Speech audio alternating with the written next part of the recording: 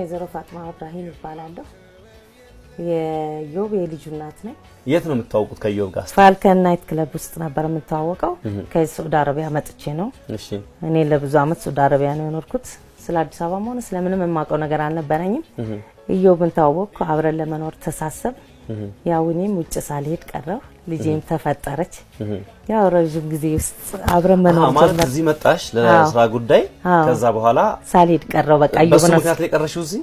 በቃ ዮብ ጋር ተፋቀርና በቃ በሄድም ስደት ነው ትዳር መስርቼ ልጅ ይዤ ለምን አልኖርም በማለት በቃ በመሐከላችን ልጅ ተፈጠረች። እኛም ሰርግ ሳናረግ ሳንጋባ በፊት ልጅቷ ተፈጠረች። ያው መዋደድ ስለሆነ ምንናምነው ሁለታችን በመፋቀራችን ስለሆነ ልጃችንን ፈጠር። ቤተሰብ ተዋወቅኩ ከአባቱም ጋር ከእህቱም ጋር ከጅቡቲ መጣ። ያው መኖር ጀመርን። እኔና ዮብ ሚጣ ተፈጠረች። አብራችሁ ትኖሩ ነበር? የት ነበር የምትኖሩት? ኢሲ አፍሪካ አዳራሽ አጠገብ ካሳንቺስ ተከራይተን እንኖር ነበር፣ ኮሎኔል ኃይሌ ሚካኤል ቤት። እሺ ከዛ ቤቱ አካባቢው ሲፈርስ እኛም ወደ አቧሪ ገባን።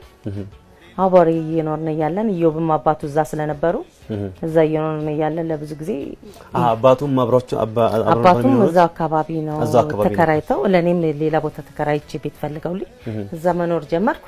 ያው ልጄን ማሳደግ ጀመርኩ። ዮብም ይረዳናል፣ ውጪ ሄዶ ለሁለታችንም ይልካል፣ ለመኮንንም እሰጣሉ፣ ለራሴም እየሰጠው መኖር ጀመር። ምን ያህል አመት አብራችሁ ኖራችሁ? ያው ሚጣ እስከ አድጋ በእግሯ እየሄደች ሁሉ አብረን ነበር። ስንት አመት? 4 አመት ምናምን 3 አመት እንደዚህ ሚጣ ነበረች።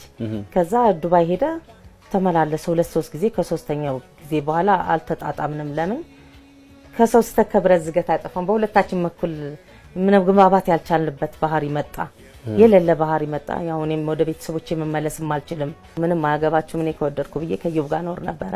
ዮብ ደግሞ ያው በህልም መሐከላችን ስንለያይ ይሄ በችግራችን መሐከል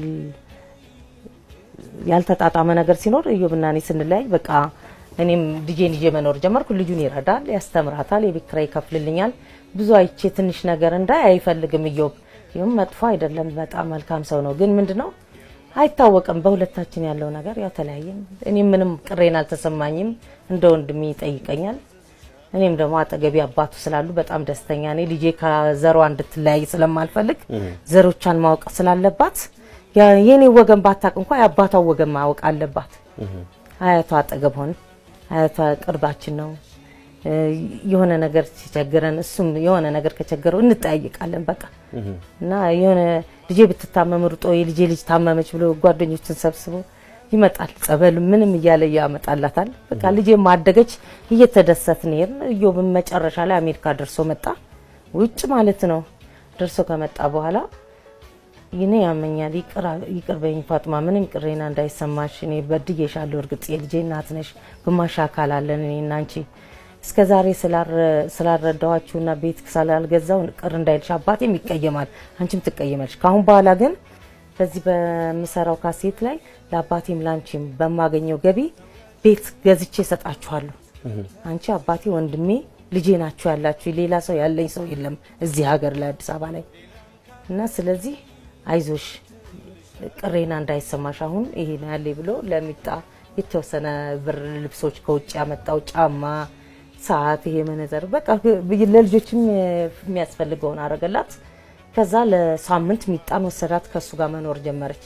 ሳምንት ትምህርት ተዘግቶ ነበር። በቃ ሰሞኑን እኔ ጋር ነው የምትከርመው አለ። እሱ ጋር አስከርሞ አመጣት። ከመጣች በኋላ ብዙ ጊዜ ከቆየም በኋላ እሷ መታ ብር ሰጠችን ማለት ነው። ወይዘሮ ቲና ማለት ነው ብር ሰጠችን፣ ይወር የሚሰጠንም ማለት ነው። ለኔም ለነሱም ማለት ነው። መኮንን ሰጣን ሄደች። ከዛ በኋላ ዮብ ታመመ፣ ወድቆ ከባስክሌት መባሉን ሰማሁ። እኔ ሬዲዮ ውሸት መስሎኝ በቃ ዝም አልኩኝ። ከዛ ቤቴ ድረስ ማለት ነው የሳካር ኢንተርቴይንመንት ያቶ ዮብ ጓደኞች ቀይ መኪና ላከልኝ ለልጄና ለኔ። ትፈለጋላችሁ ሆስፒታል ገብቷል ዮብ ኑ እንሄዳለ። ይዞን ሄደ። በኋላ ማታ ምሽት ላይ ዮብ ሲሄድ ዮብን ሸኘንና ወደ ኬንያ ለሕክምና ሲሄድ ዮብን ሸኝተን እኛ ወደ ቤታችን በላዳ ታክሲ ላከን። በላዳ ታክሲ ጓደኞች ስለሆነ ብለው ወደ ቤታችን መጣን። ለሊት 8 ሰዓት ምናምን አካባቢ ከሌሊቱ ደወሉልኝ። እኔ ያለሁበት ቤት ጨለማ አካባቢ ነው። ይሄ ምንድነው ወደ ቀበና አካባቢ ማለት ነው ደወሉልኝና ፋጥማ እንፈልግሻለን መምጣት አለብሽ አሉኝ። ምንድነው ስል ልጅሽን ይዘሻን ይገን ስትመጪ አሉኝ። ስመጣ ኢዮብ አርፏል አለኝ። መንገድ ላይ እየመጣን ወደ ቦሌ እየወሰደው ወደሱ ቤት ኢዮብ አርፏል፣ ፋጥማ አንቺ ትልቅ ነሽ፣ ኢዮብ አርፏል፣ ልጅቷ እዚህኛ ጋር አንቺ ሆናችሁ መኮንንንም ጠርተን እዚህ ሀዘኑን አንድ ላይ እንካፈላለን ሲለኝ በቃ እኔ ደነገጥኩ። ደነገጥኩ። እኔ በቃ ለምን መሰለ የደነገጥኩት እኔ በሽታውን እርግጥ አላውቅም፣ ፈጣሪ ነው የሚያውቀው። ሁላችንም እንታመማለን፣ ሁላችንም ለዛ ጠባቂ ነን። ሁሉም ኮንትራቱን አያውቅም የሚሄድበትን ቀን ማለት ነው።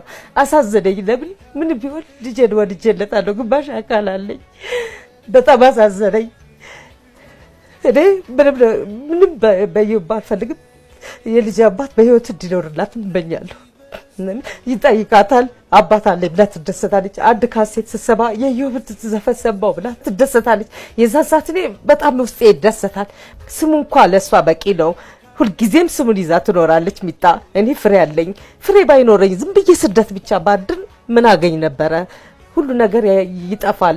ብር ይመጣል፣ ብር ጨርሳለሁ። ስደት እጄ የፈለገ ነገር ባገኝ ሁሉ ነገር ያልቃል። ግን ፍሬ አላገኝም። እኔ ከኢዮብ ፍሬ አግኝቻለሁ። ፈጣሪ ተመሰገነ ይሁን ብዬ በጣም እደሰታለሁ።